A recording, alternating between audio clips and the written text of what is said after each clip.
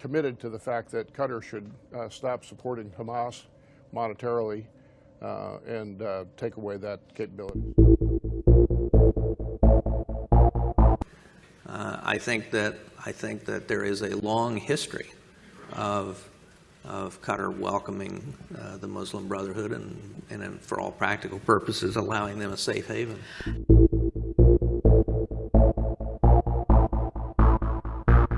Actually weapons that have shown up in Afghanistan that were U.S. weapons used against us that came through Qatar. So I think we have to be very careful, and when we select a commander-in-chief, do we want a commander-in-chief who is so sloppy about who they give arms to? Qatar and Turkey to talk about our strategy against ISIS, but in particular to focus on cutting off ISIS financing. That the government there has not been vigilant in stemming the flow of terrorist financing, and that Qatari individuals and organizations funnel money to some of the most extreme terrorist groups in the region. Turkey and Qatar by pouring money and weapons and intelligence and other support to these groups that are directly working with groups like Al-Qaeda and ISIS, groups that we are supposed to be trying to fight and to defeat.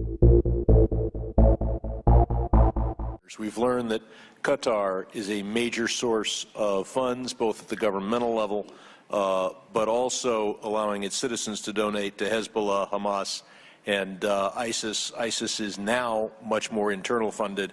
At one point, it relied more on donations.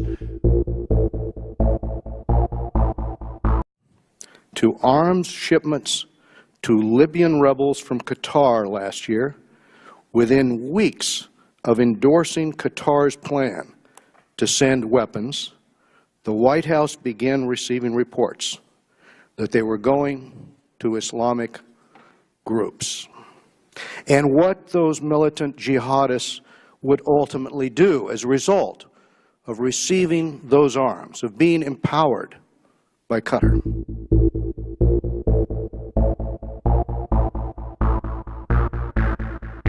Strategy. On the one hand, they've always wanted to punch above their weight, and they use Al Jazeera to create a kind of platform for themselves within the region. They have felt that they could be a kind of bridge between warring factions. But you also had the last emir looked at the Muslim Brotherhood almost in heroic terms, not just to be a bridge between Islamists and non-Islamists, but Qatar was largely supportive, and he, in the person of the emir, was largely supportive of the Muslim Brotherhood. I used to joke that they liked the Muslim Brotherhood everywhere except in Qatar.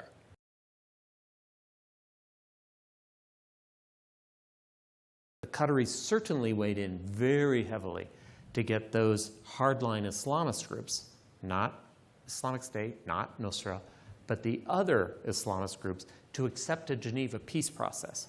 They wouldn't listen to the Americans, but they did listen to the Qataris.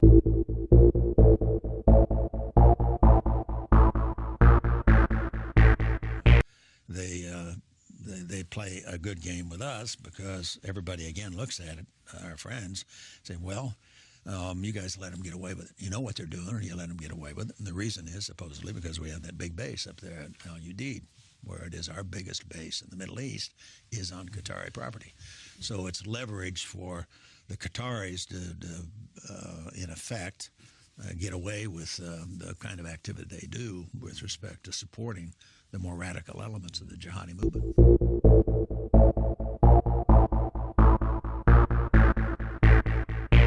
The bulk of the financing that goes to Hamas comes from Qatar. They basically use their money to extract influence around the region.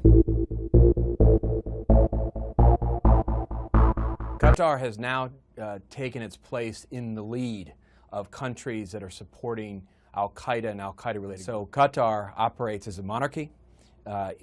Its officials, its activities follow the orders of the government.